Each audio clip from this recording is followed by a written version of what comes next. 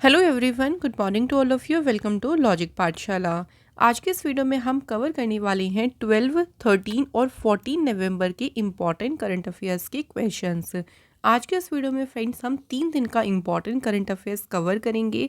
और फ्रेंड्स इस वीडियो का जो पीडीएफ है वो आप लोगों को मिल जाएगा टेलीग्राम ग्रुप से, लॉजिक पाठशाला 16, जिसका लिंक आपको दिया गया है डिस्क्रिप्शन बॉक्स में। और फ्रेंड्स हम डेली देखिए करंट अफेयर्स के साथ साथ क्या क्या कवर करते हैं। सो हम करते हैं करंट अफेयर्स के साथ कुछ इंपॉर्टेंट स्टैटिक जीके के क्वेश्चंस। साथ ही में हम फ्रेंड्स लास्ट दिन के जो क्वेश्चंस होते हैं उनको रिवाइज भी करते हैं। तो इसलिए फ्रेंड्स कंप्लीट देखिएगा शुरू से अंत तक। मोस्ट इंपॉर्टेंट वीडियो रहेगी आपके एग्ज़ाम के लिए। तो चलिए स्टार्ट करते हैं आज के सेशन को एक मोटिवेशन कोट से। Success start with every challenge, not from the comfort zone. देखिए आपकी जो सक्सेस है ना वो एक चैलेंज के साथ में शुरू होती है, कंफर्ट जोन के साथ नहीं। क्योंकि जब तक हम कंफर्ट जोन में रहते हैं तब तक हम वो हार्ड वर्क नहीं कर पाते। हम सिर्फ अपने कंफर्ट के बारे में सोचते हैं। क्योंकि हमारी लाइफ में देखिए चैलेंज तो आते ही हैं। और चैलेंज कब आप फेस करेंगे, कब चैलेंज के आगे निकलेंगे, जब आप हार्ड वर्क करेंगे। तो उसके लिए अपने कंफर्ट जोन से बाहर आएं, हार्ड वर्क करें और अपनी लाइफ में सक्सेस को हासिल करें। तो चलिए स्टार्ट करते हैं कुछ इंपॉर्टेंट डे से। तो पहले हम कवर करते हैं कुछ इंपॉर्टेंट डे। जैसे सबसे पहले है वर्ल्ड निमोनिया डे, जो कि कब मनाते हैं, 12 नवंबर को मनाया जाता है विश्व निमोनिया दिवस।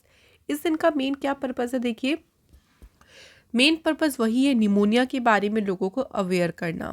जो हमारे लंग ऑर्गन है ना वो अफेक्ट हो जाते हैं निमोनिया डिसीज से। सबसे पहली बार वर्ल्ड निमोनिया डे कब मनाया गया था, तो इसकी शुरुआत कब हुई थी, 2009 से। और इस बार जो इसकी थीम रही वो है इसकी थीम रही है companion the fight to stop pneumonia. तो ये एग्जाम में पूछ लेते हैं, थीम भी हमारे लिए इम्पॉर्टेंट है। इसके बाद बात करते हैं वर्ल्ड काइंडनेस डे। तो ये कब मनाते हैं, 13 नवंबर को मनाया जाता है वर्ल्ड काइंडनेस डे। इस दिन को इंट्रोड्यूस किया गया था 1998 में by the world kindness movement. तो जो विश्व दयालुता आंदोलन था उसके द्वारा 1998 में इसे इंट्रोड्यूस किया गया था। और ये जो मूवमेंट हुआ था ये था जो नेशंस जो काइंडनेस एनजीओ है, जो गैर सरकारी संगठन है, उनके द्वारा ये मूवमेंट शुरू किया गया था। सबसे पहली बार देखिए जो वर्ल्ड काइंडनेस डे है ये कब ऑब्जर्व किया गया था, 2009 में। अब आते हैं थीम। तो इसकी थीम क्या रही इस बार की, be kind where ever possible. तो ये इसकी 2023 की रही है थीम। नेक्स्ट देखिए कौन सा दिन है, वर्ल्ड डायबिटीज़ डे। तो ये मनाया जाता है 14 नवंबर को। वर्ल्ड डायबिटीज़ डे सेलिब्रेट करते हैं। देखिए वर्ल्ड डायबिटीज़ डे का जो सेलिब्रेशन है वो सर फेडरिक बेंटिक के बर्थडे के दिन जो है इसको मनाया जाता है। इन्होंने देखिए डिस्कवरी की थी इंसुलिन की। तो चार्ल्स के साथ में मिलकर 1922 में इन्होंने इंसुलिन की डिस्कवरी की थी। और इन्हीं के जन्म दिवस यानी 14 नवंबर को मनाया जाता है कौन सा दिन, वर्ल्ड डायबिटीज़ डे। तो इस दिन लोगों को देखिए इसके बारे में अवेयर किया जाता है कि कैसे हम इसका ट्रीटमेंट ले सकते हैं, कैसे इसे रोक सकते हैं, क्या क्या इसके सिम्टम्स हो सकते हैं। तो इस सभी के बारे में लोगों को इस दिन अवेयर किया जाता है। अब आते हैं मोस्ट इम्पॉर्टेंट बात, इसकी थीम। तो इस बार इसकी थीम क्या रही है, एक्सेस टू डायबिटीज़ केयर। तो याद रखिएगा थीम। अगली बात करते हैं 14 नवंबर को ही कौन सा इम्पॉर्टेंट डे होता है। सो आज है फ्रेंड चिल्ड्रंस डे। आप सभी जानते हैं कि जो बाल दिवस है वो 14 नवंबर को मनाया जाता है जवाहरलाल नेहरू जी की जयंती के उपलक्ष्य में। सो पंडित जवाहरलाल नेहरू जी जो कि हमारी इंडिपेंडेंट इंडिया के पहले प्राइम मिनिस्टर थे, उन्हीं की ये बर्थ डेट होती है, जन्मतिथि है। इसी को कमेमोरेट करता है ये दिन। सबसे पहली बार ये कब सेलिब्रेट किया गया था, 1957 में। ये चिल्ड्रंस डे देखिए इंडिया का है, यानी नेशनल आप इसको बोल सकते हैं।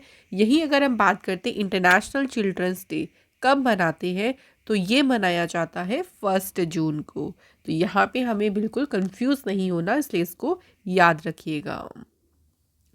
सो फ्रेंड्स ये थे हमारे अभी तक के 2-3 इम्पॉर्टेंट डेज जो कि हमने हमारे इन 2-3 दिन के रहे थे, इनको याद रखिएगा। चलिए फ्रेंड्स अब शुरुआत करते हैं क्वेश्चन फर्स्ट की। पहला क्वेश्चन देखिए, what is the name of Indian C fair vessel that safely brought back from Iran. Question में पूछा है उस भारतीय नाविक जहाज का नाम क्या है जिसे अभी ईरान से सुरक्षित वापस लाया गया है। तो उसका नाम क्या है, तो इस वेसल का यानी जहाज का नाम है एडवांटेज स्वीट। ठीक है, ये अभी जो है ईरान से बहुत ही सेफली जो है वापस आया है। ऑल 23 जो Indian seafarers on board vessel है एडवांटेज स्वीट, जो कि गल्फ ऑफ ओमान में देखिए सीज कर दिए गए थे, वो अभी सेफली ईरान से जो है वापस आ गए हैं। तो यहाँ पे हमारे लिए इम्पॉर्टेंट ये भी रहेगा कि किस कंट्री से सेफली वापस आए हैं, तो ये भी याद रख लीजिएगा, ईरान। ईरान की बात कर लेते हैं, तो यहाँ पे देख लीजिए लोकेशन, ये मैप में ईरान है। ईरान की कैपिटल है तेहरान और करेंसी है यहाँ की ईरानियन रियाल। नेक्स्ट क्वेश्चन देखिए, what is the name of world first robot CEO. विश्व के पहले रोबोट सीईओ का नाम क्या है। तो ये रोबोट सीईओ का नाम क्या रखा गया है, माइका मिका, जो भी आप इसको प्रोनाउंशिएट करें, लेकिन नाम याद रखेंगे कि वर्ल्ड के पहले जो रोबोट सीईओ है उसका नाम क्या है, मिका। मिका एक रिसर्च प्रोजेक्ट है बिटवीन हेंसन रोबोटिक्स एंड डिक्टेडोर के बीच में, ये एक रिसर्च प्रोजेक्ट है। इसे कंपनी के देखिए जो वैल्यू है उसको एक तरीके से रिप्रेजेंट करने के लिए इसको कस्टमाइज़ किया गया है। हेंसन रोबोटिक्स ने ऑल्सो सोफिया को भी क्रिएट किया था, जो कि बहुत ही एक पॉपुलर ह्यूमनॉइड रोबोट थी, ये भी उन्होंने ही बनाई थी और यही इन्हीं का प्रोजेक्ट भी है। और इसका नाम क्या है, यहाँ पे सबसे ज़्यादा इम्पॉर्टेंट जो रहेगा वो फ्रेंड्स इसका नाम ही रहेगा, तो याद रखना है मिका जो है इसका नाम है। Next question, The 33rd Conference of the World Organization for Animal Health Regional Commission for Asia and Pacific will begin in which city? सो यहाँ पूछा है कि जो विश्व पशु स्वास्थ्य संगठन के एशिया और प्रशांत क्षेत्रीय आयोग का 33वां सम्मेलन है, ये सम्मेलन के शहर में शुरू होगा, मतलब हो गया है देखिए सम्मेलन शुरू। और ये सम्मेलन कहाँ पे शुरू हुआ है, आंसर इज न्यू दिल्ली। अब इस सम्मेलन का यहाँ पे एडिशन पूछ सकेंगे कि इसका कौन सा एडिशन है कॉन्फ्रेंस का, 33rd एडिशन। कहाँ शुरू हुआ है, सो याद रखिएगा न्यू दिल्ली में। और ये 4 दिन का जो कॉन्फ्रेंस है, इस कॉन्फ्रेंस को इनॉग्रेट किसने किया, एक क्वेश्चन ये भी आ सकता है। तो इसे इनॉग्रेट किया है पुरुषोत्तम रुपाला ने, जो कि यूनियन मिनिस्टर हैं fisheries, animal husbandry and dairying. So इन्होंने इस कॉन्फ्रेंस को इनॉग्रेट किया। तो 3 क्वेश्चन बन गए, एडिशन 33rd कहाँ पे, न्यू दिल्ली, किसने इनॉग्रेट किया, पुरुषोत्तम रुपाला जी ने। नेक्स्ट क्वेश्चन देखिए, Padmanabh Acharya passed away recently at the age of 92 in Mumbai, who was he. बात करते हैं हमें पद्मनाभ आचार्य जी की, अभी इनका हाल ही में निधन हुआ है, ये कौन थे, तो ये थे फ्रेंड्स पॉलिटिशियन रहे थे। ये गवर्नर रहे थे नागालैंड, त्रिपुरा, असम स्टेट का। ऑल्सो इन्होंने गवर्नर मणिपुर के और अरुणाचल प्रदेश के गवर्नर की भी रिस्पॉन्सिबिलिटी संभाली थी। तो सिंपली हमें याद क्या रखना है कि इनका संबंध किससे है, पॉलिटिशियन रहे थे ये, और अभी इनका हाल ही में जो है निधन हुआ है। बीजेपी पार्टी से ये बिलोंग करते थे। नेक्स्ट क्वेश्चन देखिए, which of the following state will be first state to adopt the uniform civil code. कौन सा राज्य समान नागरिक संहिता अपनाने वाला पहला राज्य होगा। सो फर्स्ट स्टेट कौन सा होगा, उत्तराखंड। तो इसके इम्प्लीमेंटेशन के बाद अब पहला स्टेट जो बन गया है फ्रेंड्स वो है उत्तराखंड। इसके लिए 5 मेंबर की एक पैनल बिठाया गया था, जिसको लीड किया था रिटायर्ड सुप्रीम कोर्ट के जज रंजना देसाई ने। तो उन्होंने एक ड्राफ्ट रिपोर्ट को कंप्लीट किया था यूनिफॉर्म सिविल कोड की इम्प्लीमेंटेशन के बारे में, सो उत्तराखंड में। और इसी के साथ उत्तराखंड फर्स्ट स्टेट बना है जहाँ पे ये इम्प्लीमेंट हुआ है। अब यहाँ पे बात हुई है उत्तराखंड की, तो उत्तराखंड देखिए फॉर्मेशन हुई थी इसकी 9 नवंबर 2000 को, और उत्तराखंड बना था as a 27th state of India. Capital है यहाँ की देहरादून एंड गैरसैंण। गवर्नर है गुरमीत सिंह, चीफ मिनिस्टर है पुष्कर सिंह धामी। उत्तराखंड के इंपॉर्टेंट नेशनल पार्क में है देखिए Jim Corbett, Gangotri national park, Govind national park, Nanda Devi, Rajaji national park and valley of flowers national park. Uttarakhand की फेमस ट्राइब हैं भोटिया, बक्सा, जौनसारी, खास, राजी, थारू। इंडिया का हाईएस्ट डैम कौन सा है फ्रेंड्स? टिहरी डैम। ये है भागीरथी रिवर पर बना है उत्तराखंड स्टेट में।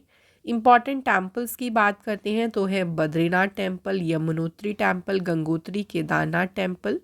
यहाँ की लेजिस्लेटिव असेंबली सीट्स हैं 70, राज्यसभा की सीट्स हैं 3 और लोकसभा में कितनी सीट्स हैं यहाँ से? 5।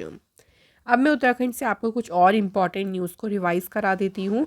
अभी देखिए उत्तराखंड में रिसेंट रोजगार प्रयाग पोर्टल जो है लॉन्च किया। उत्तराखंड की गवर्नमेंट ने जो है अभी ए हेल्प प्रोग्राम जो है इसे लॉन्च किया था। नेक्स्ट ल्यूमिनियस जो है इंडिया का पहला ग्रीन सोलर पैनल जो फैक्ट्री है ये उत्तराखंड में जो है इसको बिल्ड करेगी। नेक्स्ट यहाँ पे देखिए उत्तराखंड सरकार ने लॉन्च किया था self employment scheme, single women's के लिए इस स्कीम को शुरू किया गया था। उत्तराखंड पहला स्टेट बना था जिन्होंने सेरीकल्चरिस्ट के लिए इंश्योरेंस स्कीम को स्टार्ट किया था। एशिया का सबसे बड़ा लार्जेस्ट 4 मीटर जो लिक्विड मिरर टेलीस्कोप है इसे इनॉग्रेट किया गया था उत्तराखंड स्टेट में।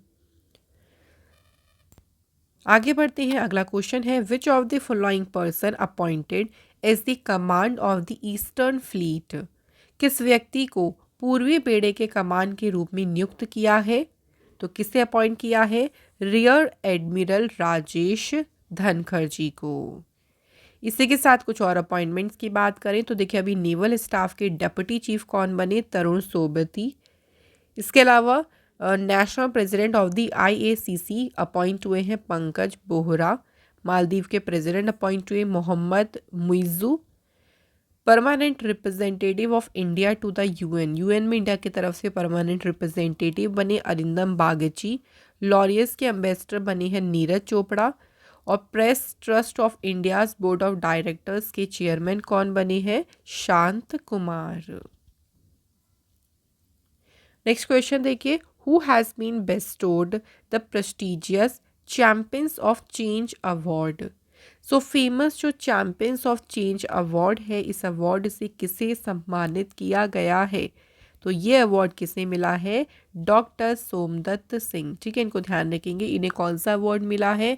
Champions of change award. क्यों मिला है? तो उनके देखिए एग्जाम्पली जो उनका वर्क रहा है एंटरप्रेन्योरशिप, इनोवेशन, सोशल डेवलपमेंट, तो उस इन सभी में जो उनका अनुकरणीय कार्य रहा है उसी के लिए उनको ये जो ऑनर है, जो अवार्ड है वो दिया गया है। इस अवार्ड को प्रेजेंट किया है देखिए, या ये अवार्ड दिया किसके द्वारा गया है ये भी पूछ सकते हैं। कर्नाटक के गवर्नर श्री थावर चंद गहलोत जी के द्वारा ये अवार्ड दिया गया है। अब फ्रेंड्स हम इसी के साथ बात करेंगे कुछ और इम्पॉर्टेंट अवार्ड्स की। तो देखिए अभी 19th कलाकार पुरस्कार अवार्ड ये किसे मिला है? अपोलिनारिस डिसूजा को। ग्लोबल रिस्पॉन्सिबल टूरिज्म अवार्ड से सम्मानित किया है केरल स्टेट को। Business lines change maker of the year award मिला रिजर्व बैंक ऑफ इंडिया को। और iconic change maker of the year का अवार्ड किसे मिला है? अमूल कंपनी को। नेक्स्ट है कि महात्मा अवार्ड्स 2023 ये अवार्ड मिला है एक डिजिटल ट्रांसफॉर्मेशन कंपनी है जिसका नाम है UST। नेक्स्ट क्वेश्चन देखिए recently the International Cricket Council suspended which country cricket's membership with immediate effect? हाल ही में ICC ने अभी किस देश की क्रिकेट सदस्यता को तत्काल प्रभाव से निलंबित कर दिया गया? तो ये अभी देखिए किस क्यों किया है? तो आंसर हो जाएगा यहाँ पे श्रीलंका। क्यों किया है? क्योंकि श्रीलंका का देखिए श्रीलंका की जो गवर्नमेंट है उनका काफ़ी इंटरफेरेंस हो रहा था जो वर्ल्ड कप भी चल रहा है उसमें।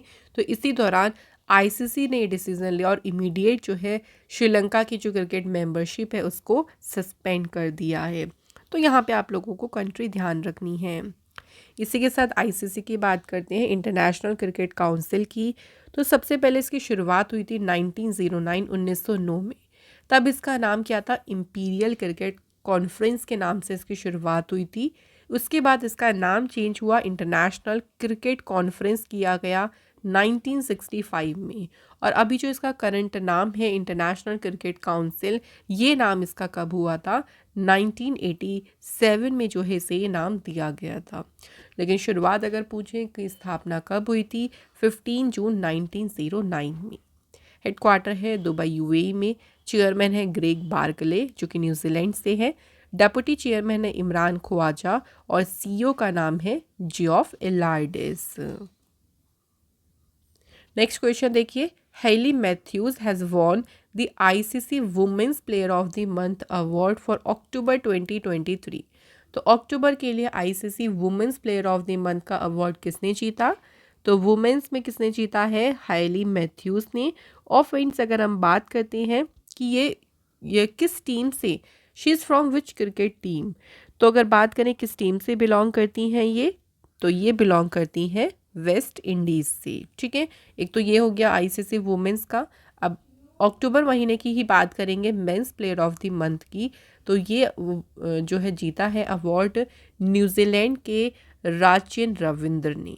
Okay friends, men's and women's दोनों इंपॉर्टेंट होते हैं, कोई सा भी एग्ज़ाम में पूछा जा सकता है।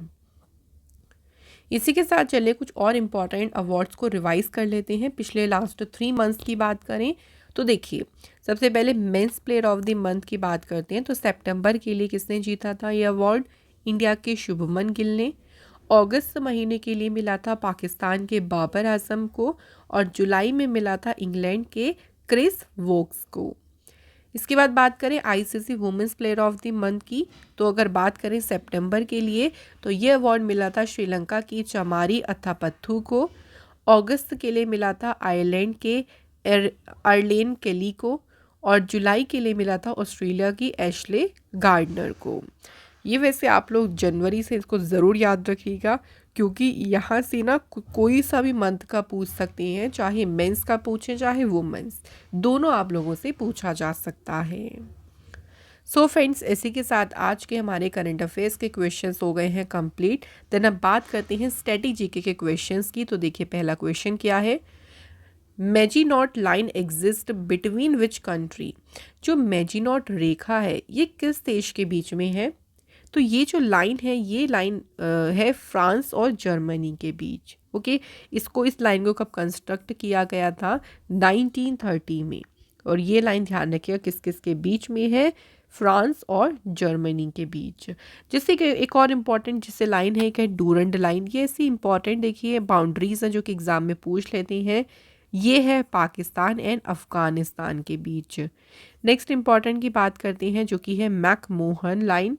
ये लाइन जो है इंडिया और चाइना के बीच में है, जो कि बहुत ज़्यादा एग्ज़ाम में पूछते हैं। एक और इम्पॉर्टेंट है रेड क्लिफ, ये है इंडिया और पाकिस्तान के बीच। ठीक है, और एक जर्मनी और पोलैंड के बीच की बात करें तो जर्मनी और पोलैंड के बीच में जो इम्पॉर्टेंट बाउंड्री लाइन है उसका नाम है ऑर्डर नेसे लाइन। ठीक है फ्रेंड्स, ये भी साथ ही में इम्पॉर्टेंट ध्यान रखें।